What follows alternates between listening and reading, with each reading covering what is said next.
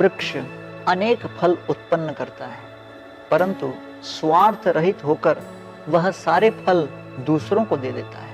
मनुष्य अथवा पशु उसके साथ कैसा भी दुर्व्यवहार क्यों न करें, वह सभी को वर्ष भर छाया और आश्रय देता है। काटे जाने पर भी वह जगत की सेवा करने के लिए पुनः दृढ़ता एवं शक्तिपूर्वक बढ़ने लगता है।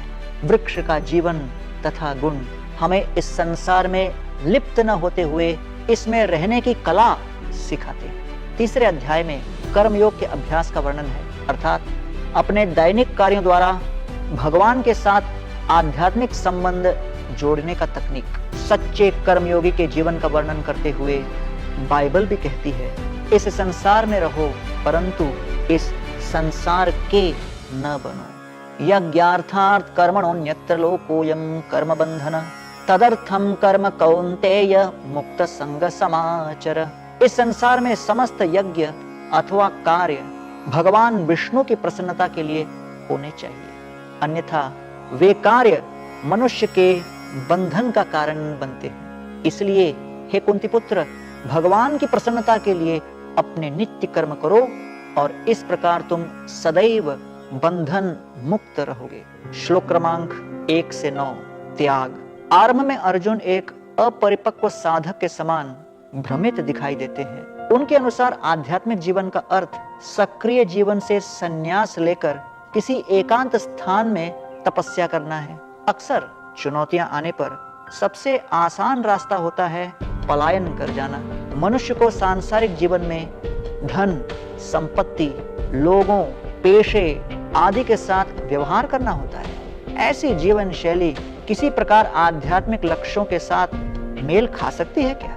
श्री कृष्ण वर्णन करते हैं कि सच्चे वैराग्य का अर्थ केवल सांसारिक कर्तव्यों का त्याग नहीं है। सच्चे वैराग्य का अर्थ अपने समस्त कार्यों में नियंत्रक तथा भोक्ता की भावना का त्याग करना है। इस प्रकार भगवान को परम भोक्ता तथा नियंत्रक जानकर उन्हें अपने दैनिक कार्यों, धन, ज्ञान, प्रभाव आदि के फल अर्पित करके मनुष्य वैराग्य की वास्तविक अवस्था प्राप्त कर सकता है। श्लोक क्रमांक 10 से 16। योग सीढ़ी पर बिना किसी स्वार्थी भावना के कार्य करना निश्चित रूप से आध्यात्मिक साक्षात्कार की उच्च अवस्था है, और इस स्तर को कैसे प्राप्त किया जाए श्री कृष्ण इसका वर्णन कर रहे हैं। वे योग सीढ़ी का वर्णन करते हैं जिसमें अलग अलग सोपान हैं और वे साधक को ज्ञान के उच्च स्तरों तक ले जाते हैं। सबसे निचले सोपान पर मनुष्य केवल सांसारिक भोग विलास में रुचि रखता है और उसके आध्यात्मिक विषयों में कोई रुचि नहीं होती। अगला सोपान कर्मकांड का है, जहाँ व्यक्ति में भौतिक भोगों की इच्छा होती है, परंतु वह उन्हें धर्मानुसार प्राप्त करने का प्रयास करता है।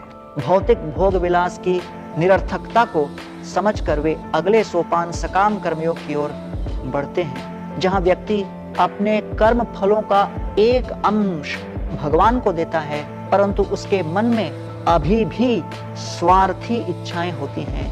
अगला सोपान है निष्काम कर्मयोग का, जहां व्यक्ति अपने भरण पोषण के लिए आवश्यक वस्तुओं को स्वीकार करके शेष भगवान को दे देता है। भक्ति के इस स्तर पर व्यक्ति समस्त कर्म बंधनों को तोड़कर शांत एवं मुक्त हो जाता है। श्लोक क्रमांक 17 से 35। आदर्श।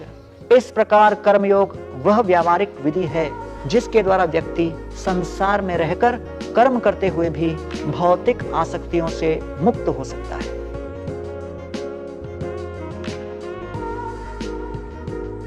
किंतु कर्मयोग द्वारा पूर्णता प्राप्त करने वाले मनुष्य का क्या होता है? क्या उन्हें कर्म करते रहना पड़ता है? क्या समस्त स्वार्थी इच्छाओं से मुक्त होने के बाद वे संन्यास लेकर केवल भगवान पर ध्यान करते रहते हैं?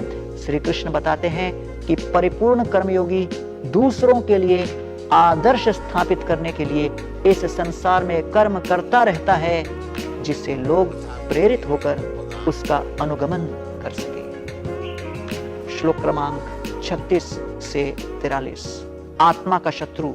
इस व्यावहारिक एवं तर्क संगत विधि को सुनकर व्यक्ति के मन में सहज ही इसके लिए अपना जीवन समर्पित करने की इच्छा होती है, परंतु अर्जुन श्री कृष्ण से पूछते हैं मैं जानता हूं कि मेरे लिए क्या श्रेष्ठ है, परंतु क्या है जो मुझे अपने विवेक बुद्धि के विरुद्ध जाकर पाप करने के लिए प्रेरित करता है। तब श्री कृष्ण बताते हैं कि इस प्रवृत्ति की जड़ काम है और यह काम वासना साधक का शाश्वत शत्रु है। आत्मा का सहज स्वभाव है बिना किसी स्वार्थ के प्रेम एवं सेवा करना, परंतु जब आत्मा इस भौतिक संसार में आती है तो वह शुद्ध प्रेम काम वासना में परिवर्तित हो जाता है और व्यक्ति दूसरों का अधिक विचार किए बिना निरंतर आत्म केंद्रित जीवन को भोगने का प्रयास करता रहता है। यह काम मनुष्य को तात्कालिक सुख भोग के कार्यों में प्रवृत्त तथा उसके लिए वास्तविक लाभकारी कार्यों के प्रति निवृत्त करता है। इस प्रकार काम उसे सुखी एवं समृद्ध जीवन से वंचित रखते हुए बदले में केवल अत्यंत तुच्छ, शुष्क एवं क्षणभंगुर सुख प्रदान करता है। एवं बुद्धे परम बुद्ध्वा संस्तभ्यात्मानमात्मना जहि शत्रु महाबाहो काम रूपम दुरासदम। हे महाबाहो अर्जुन, आत्मा को भौतिक इंद्रियों, मन तथा बुद्धि से परे जानकर आध्यात्मिक विवेक बुद्धि कृष्ण भावना द्वारा अपने मन को स्थिर करो और इस प्रकार आध्यात्मिक शक्ति की सहायता से काम रूपी अतृप्त शत्रु पर विजय प्राप्त करो।